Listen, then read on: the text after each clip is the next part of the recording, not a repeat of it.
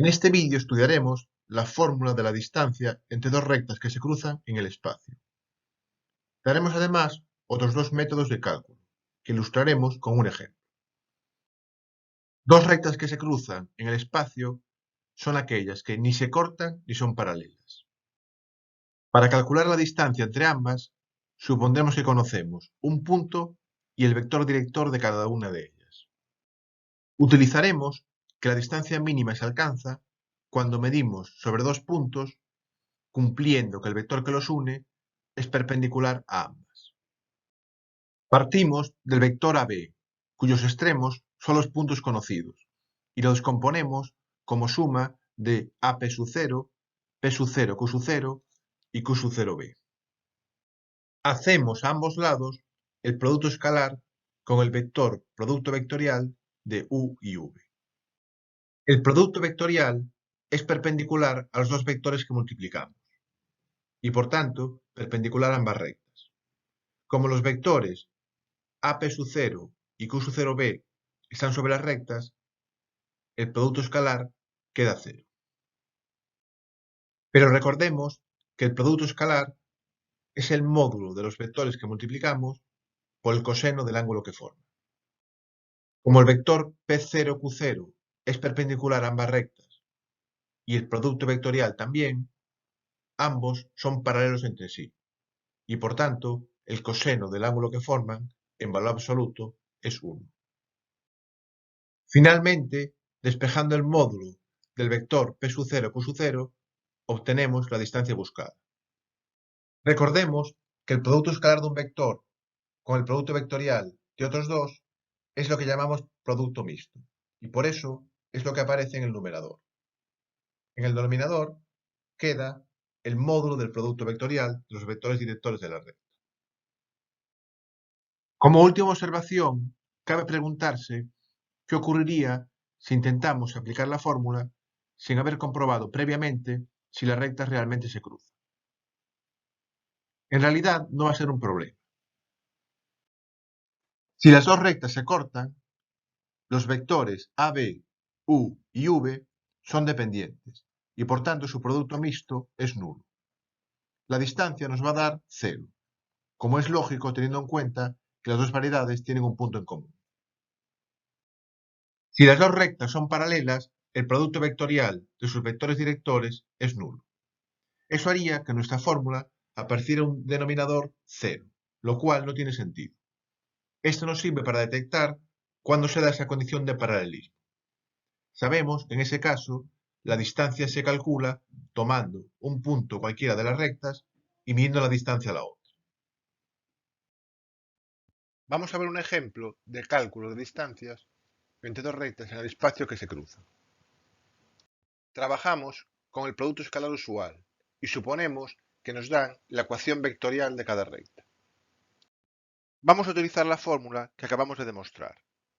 Hay que tener en cuenta en su aplicación que supone el cálculo de un producto mixto y de un producto vectorial. En ambos casos, la fórmula que conocemos a través del determinante solo es válida si trabajamos en una base ortonormal. En este caso podemos usarla porque estamos trabajando la base canónica con el producto escalar usual.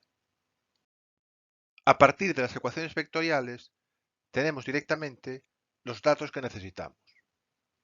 Un punto de cada una de las rectas y sus vectores directores.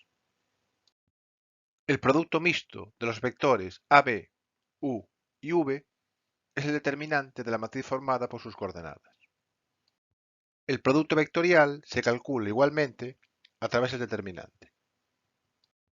Y finalmente, sustituyendo la fórmula, obtenemos la distancia buscada. Vamos a resolver este mismo ejemplo de otras dos formas diferentes. Evidentemente, si exclusivamente queremos la distancia de las rectas, la fórmula que hemos visto es el camino más rápido. Sin embargo, los métodos alternativos que vamos a presentar tienen alguna ventaja. En ambos se calculan los puntos donde la distancia entre las rectas se hace mínima. Además, el segundo de ellos es válido para cualquier producto escalar y no solo para el usual. La idea ahora es hallar los puntos P sub 0 y Q sub 0, uno en cada recta, que minimizan la distancia. O lo que es lo mismo, los puntos tales que el vector que los une es perpendicular a ambas rectas. Los pasos que seguiremos son calcular el plano pi sub 1 que contiene a la recta R y al punto Q sub 0. Análogamente, hallar el plano pi sub 2 conteniendo a S y pasando por P sub 0. Entonces, los puntos Q sub 0 y P sub 0 que buscamos se obtienen intersecando cada uno de los planos con la otra recta. Finalmente, la distancia entre las rectas será la norma del vector que une los puntos calculados. Uno puede preguntarse cómo podemos calcular los planos pi sub 1 y pi sub 2 indicados si hemos exigido que pasen por los puntos P sub 0 y Q sub 0 que no conocemos.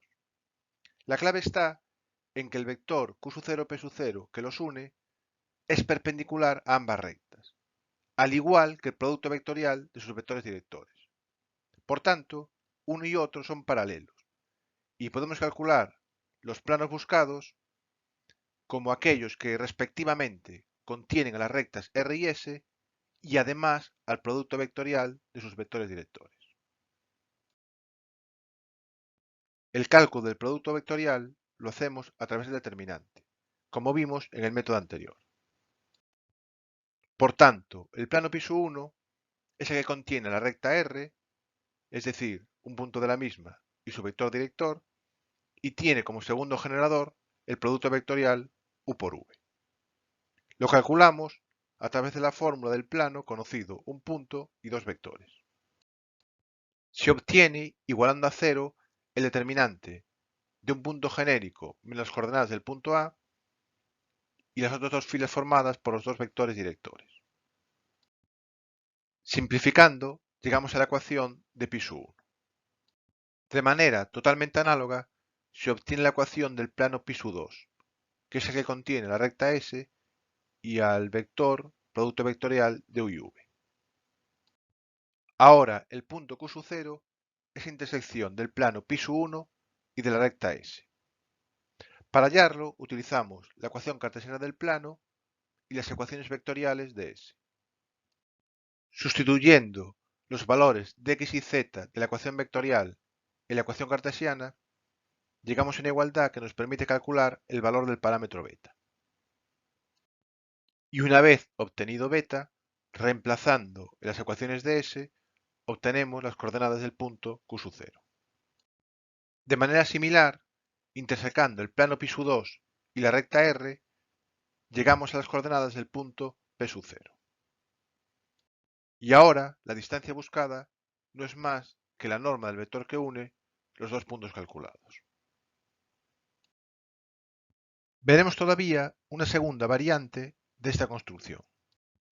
El punto de partida es el mismo que el que vimos en el método anterior. Hallar los puntos en cada recta que minimizan la distancia. Variará la forma de hacerlo. Primero, utilizando las ecuaciones vectoriales de las rectas, escribiremos las coordenadas de P sub 0 y Q sub 0 en función de un parámetro. Después, impondremos que el vector que los une sea perpendicular a cada recta, es decir, que su producto escalar por los vectores directores sea nulo. Lo anterior nos habrá permitido calcular los puntos que necesitamos, y la distancia entre las rectas, una vez más, será la norma del vector que los une. De la ecuación vectorial de la recta R, obtenemos directamente la expresión de P sub 0 en función del parámetro alfa y el vector director U.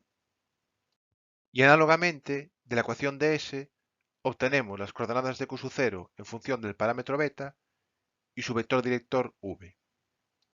Restando las coordenadas de ambos puntos, tenemos el vector director Q sub 0 P sub 0, que depende de los dos parámetros.